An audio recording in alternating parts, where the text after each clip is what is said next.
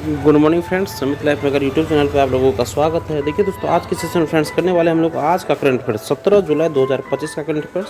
और यह आपके आगामी जितने सारे एग्जाम होने वाले थे दोस्तों, सभी एग्जाम के पर्पज से बहुत ही महत्वपूर्ण सेशन रहने वाला है। इस सेशन को जरूर आप लोग देखिएगा दोस्तों। सेशन में पसंद आएगा तो सेशन को एक लाइक जरूर कर दीजिएगा। चलते दोस्तों हम लोग अपने सेशन पे। आज का फर्स्ट क्वेश्चन है, गिफ्ट सिटी के नए प्रबंध निदेशक और सीईओ गिफ्ट सिटी के नए प्रबंध निदेशक और सीईओ के रूप में किसे नियुक्त किया गया दोस्तों? याद रखिएगा बी संजय कौल को। बी संजय कौल को, ऑप्शन नंबर बी सही है दोस्तों, संजय कौल को। सॉल्यूशन देखिए फ्रेंड्स इसका। संजय कौल को गिफ्ट सिटी के नए प्रबंध निदेशक और सीईओ के रूप में नियुक्त किया गया है। वे 2001 बैच के आईएएस अधिकारी हैं और केरल कैडर से हैं। उनकी नियुक्ति 3 वर्षों के लिए प्रतिनियुक्ति पर है। उन्होंने पहले संस्कृति मंत्रालय में संयुक्त सचिव के रूप में कार्य किया। गिफ्ट सिटी गांधीनगर गुजरात में स्थित है और यह भारत का पहला स्मार्ट सिटी है जो अंतर्राष्ट्रीय वित्त पर केंद्रित है। उनके पास गुजरात में पर्यटन निगम और गुजरात इन्फॉर्मेटिक्स लिमिटेड के साथ पूर्व प्रशासनिक अनुभव है। वे तपन रे का स्थान लेंगे जो एक सेवानिवृत्त गुजरात कैडर के आईएएस अधिकारी है। याद रखिएगा, गिफ्ट सिटी के नए प्रबंध निदेशक और सीईओ के रूप में किसे नियुक्त किया गया था? संजय कौल को। सेकेंड नंबर क्वेश्चन देखिए फ्रेंड, सभी साथी कुट्टियों के नए सीईओ के रूप में किसे नियुक्त किया गया दोस्तों? तो ये मनीष चोपड़ा को नियुक्त किया गया दोस्तों। ऑप्शन नंबर भी सही है दोस्तों, मनीष चोपड़ा को नियुक्त किया गया। मनीष चोपड़ा को सभी साथी कुट्टियों का नया सीईओ नियुक्त किया गया है। उन्होंने पहले सीन इंडिया और मेटा में वरिष्ठ पदों पर कार्य किया है। सीन इंडिया और मेटा में वरिष्ठ पदों पर कार्य किया है। सीबी साथी कुट्टियों एक प्रमुख भारतीय लग्जरी फैशन हाउस है। इस ब्रांड का बहुमत हिस्सा Aditya Birla fashion and retail limited के पास है, जिसने 2021 में 398 करोड़ रुपया में 51% हिस्सेदारी खरीदी थी। इस नियुक्ति का उद्देश्य ब्रांड को वैश्विक विस्तार के लिए मजबूत करना है। एबीएफआरएल के पास अन्य डिजाइनर ब्रांड जैसे तरुण, तिहली यानी और मसाबा भी है। नेक्स्ट क्वेश्चन देखिए, QS best student cities ranking 2026 के अनुसार किस शहर को दुनिया का सबसे किफ़ायती छात्र शहर माना गया है? तो ये है दिल्ली शहर को किफ़ायती शहर माना गया। देखिए दिल्ली को QS best student cities ranking 2026 में दुनिया का सबसे किफ़ायती छात्र शहर माना गया है। इसे 96.5 का शीर्ष किफ़ायती स्कोर प्राप्त हुआ है। रैंकिंग में शहरों का मूल्यांकन किफ़ायतीपन, विश्वविद्यालय की गुणवत्ता, छात्र विविधता और नियोक्ता गतिविधि के आधार पर किया जाता है। दिल्ली और मुंबई दोनों को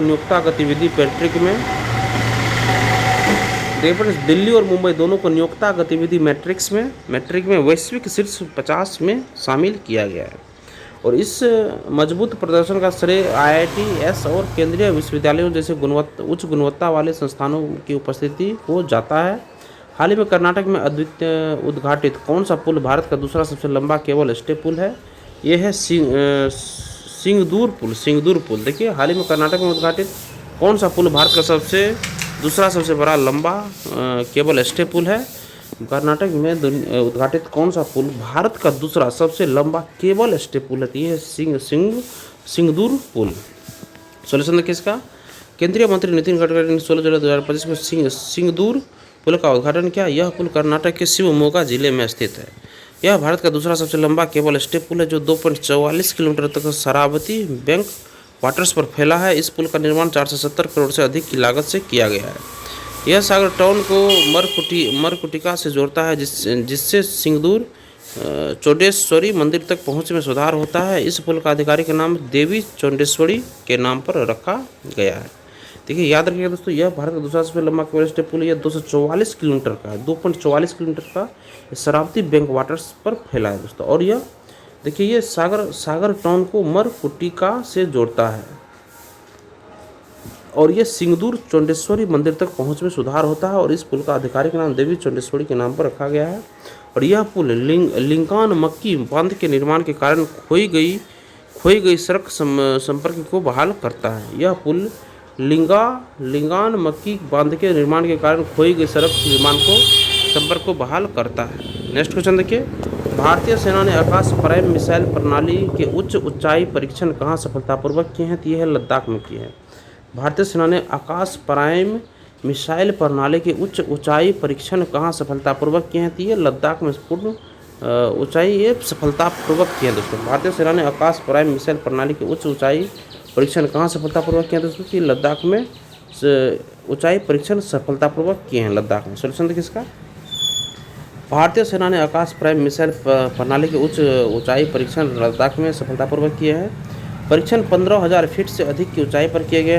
परीक्षण रक्षा अनुसंधान और विकास संगठन DRDO के सहयोग से किए गए और मिसाइल ने तेजी से चलने वाले हवाई लक्ष्यों पर 2 सीधे प्रहार किए और आकाश प्राइम प्रणाली को सेना की 3री और 4थी आकाश रेजिमेंट में शामिल किया जाएगा। नेक्स्ट क्वेश्चन फ्रेंड्स, नई दिल्ली में राष्ट्रीय युवा सेफ प्रतियोगिता का शुभारंभ किसने किया है दोस्तों? तो सुमन बिल्ला ने किया दोस्तों। ऑप्शन नंबर बी सुमन बिल्ला होगा दोस्तों। नई दिल्ली में राष्ट्रीय युवा सेफ प्रतियोगिता का शुभारंभ किसने किया? तो सुमन बिल्ला ने। सोल्यूशन इसका देखिए, सुमन बिल्ला पर्यटन मंत्रालय के महानिदेशक नई दिल्ली में राष्ट्रीय युवा सेफ प्रतियोगिता NYCC का शुभारंभ किया।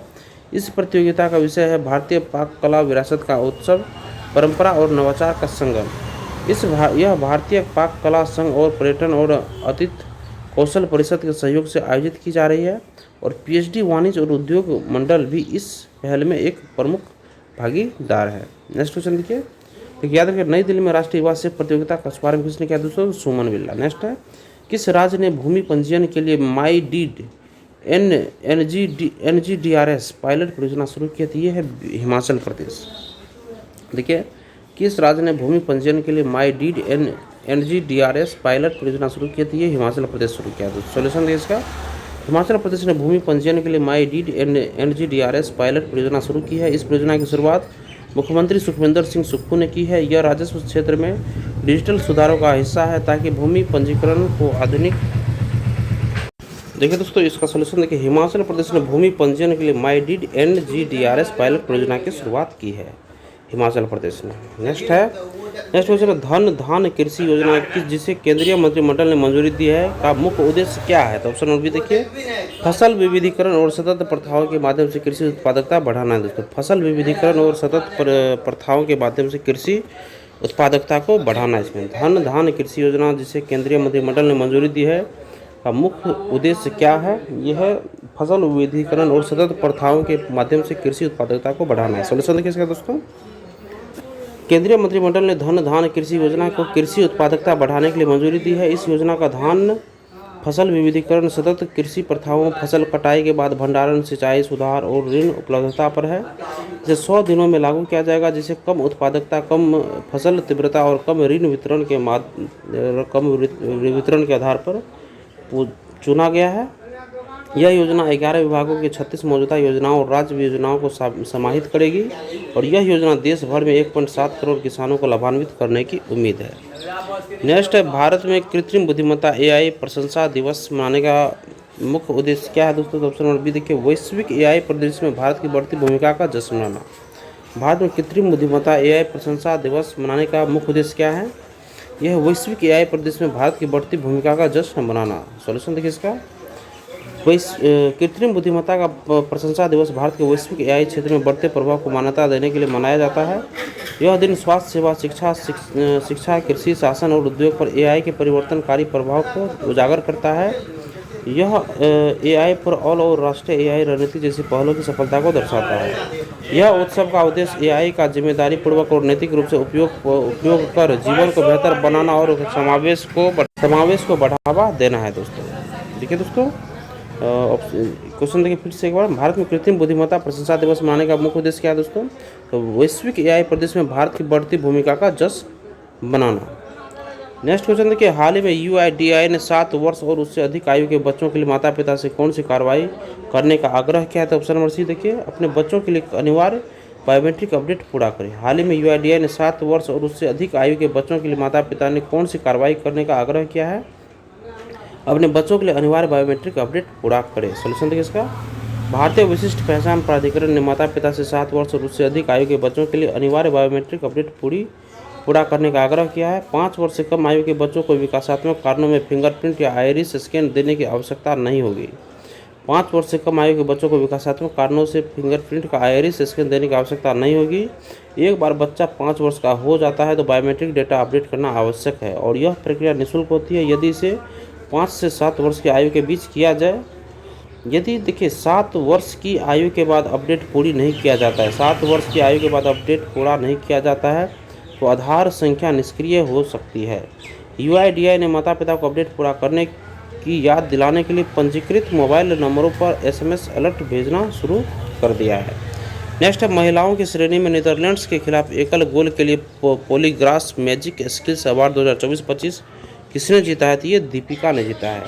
महिलाओं की श्रेणी में नीदरलैंड्स के खिलाफ एकल गोल के लिए पॉलीग्रास मैजिक स्किल अवार्ड 2024-25 किसने जीता है? तो ये दीपिका ने जीता है। महिलाओं की श्रेणी में नीदरलैंड्स के खिलाफ एकल गोल के लिए पॉलीग्रास मैजिक स्किल अवार्ड 2024-25 किसने जीता है? ये दीपिका ने जीता है। सॉल्यूशन देखिए इसका। दीपिका भारतीय महिला हॉकी फॉरवर्ड ने पॉलीग्रास मैजिक स्किल अवार्ड 2024-25 जीता। उन्हें नीदरलैंड्स के खिलाफ एकल गोल के लिए मान्यता दी गई थी, जो FIH हॉकी प्रो लीग के दौरान हुआ। यह गोल फरवरी में भुवनेश्वर लीग के दौरान हुआ था। दीपिका ने रक्षकों को ड्रिबल करते हुए तंग कोण से गोल किया और मैच को 2-2 पर बराबर किया। यह पुरस्कार वैश्विक प्रशंसक वोट द्वारा तय किया गया था, जो 4 से 13 जुलाई तक आयोजित हुआ। भारत ने बाद में कलिंगा स्टेडियम में शूटआउट में मैच जीता है। तो याद रखिएगा, महिलाओं की श्रेणी में नीदरलैंड्स के खिलाफ एकल गोल के लिए पॉलीग्रास मैजिक स्किल अवार्ड 2024-25 किसने जीता है? ये दीपिका ने जीता है। नेक्स्ट है, राष्ट्रपति द्रौपदी मुर्मू द्वारा कलिंग रत्न पुरस्कार 2024 से किसे सम्मानित किया गया? ये धर्मेंद्र प्रधान को सम्मानित किया गया है। राष्ट्रीय द्रौपदी मुर्मू द्वारा कलिंग रत्न पुरस्कार 2024 से किसे सम्मानित किया गया? तो ये धर्मेंद्र प्रधान को सम्मानित किया गया। सॉल्यूशन देखिए इसका। राष्ट्रपति द्रौपदी मुर्मू ने कलिंग रत्न पुरस्कार 2024 से केंद्रीय शिक्षा मंत्री धर्मेंद्र प्रधान को सम्मानित किया। यह पुरस्कार समारोह कटक ओडिशा में आदि कवि सरला दास की 100वीं जयंती के अवसर पर आयोजित किया गया। इस कार्यक्रम का आयोजन सरला साहित्य संसद, एक साहित्यिक संगठन द्वारा किया गया। धर्मेंद्र प्रधान को शैक्षिक सुधारों और भारतीय भाषाओं के प्रचार में उनके योगदान के लिए मान्यता दी गई। यह पुरस्कार भारत की भाषाई और सांस्कृतिक विरासत के महत्व को उजागर करता है।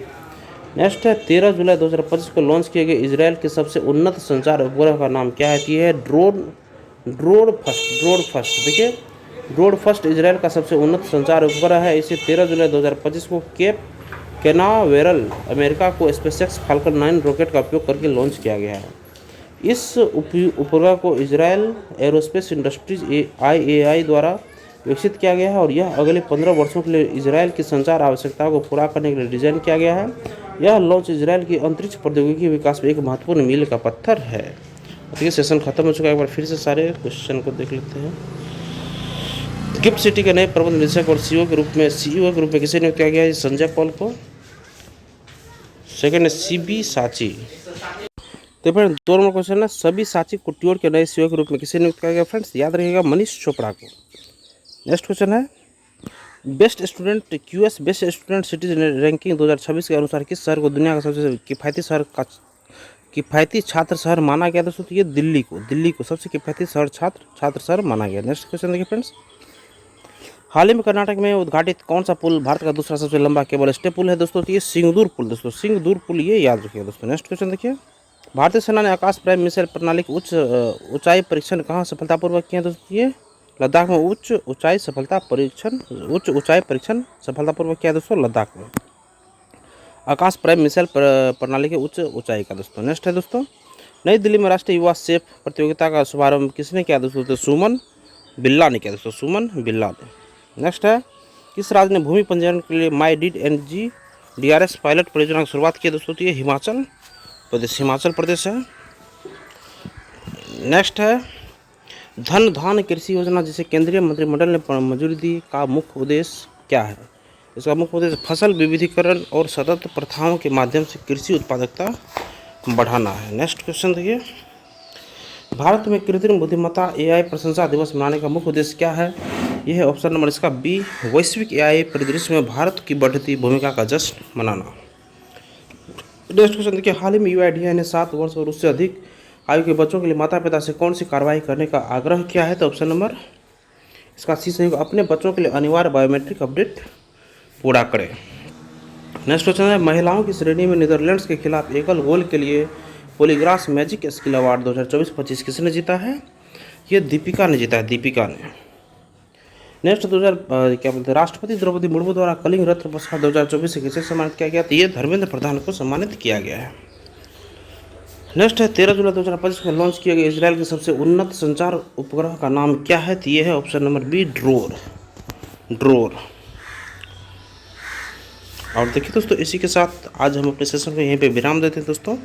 सेशन और आप लोगों को पसंद आया फ्रेंड्स तो सेशन को एक लाइक जरूर कर दीजिएगा और किसी एक व्हाट्सएप ग्रुप पे इस वीडियो को आप लोग जरूर शेयर कर दीजिएगा दोस्तों। चैनल को सब्सक्राइब कर लीजिए और लेटेस्ट इन्फॉर्मेशन पाने के लिए बेल आइकन के बटन को जरूर दबा लीजिएगा दोस्तों। धन्यवाद दोस्तों, आपका दिन शुभ हो।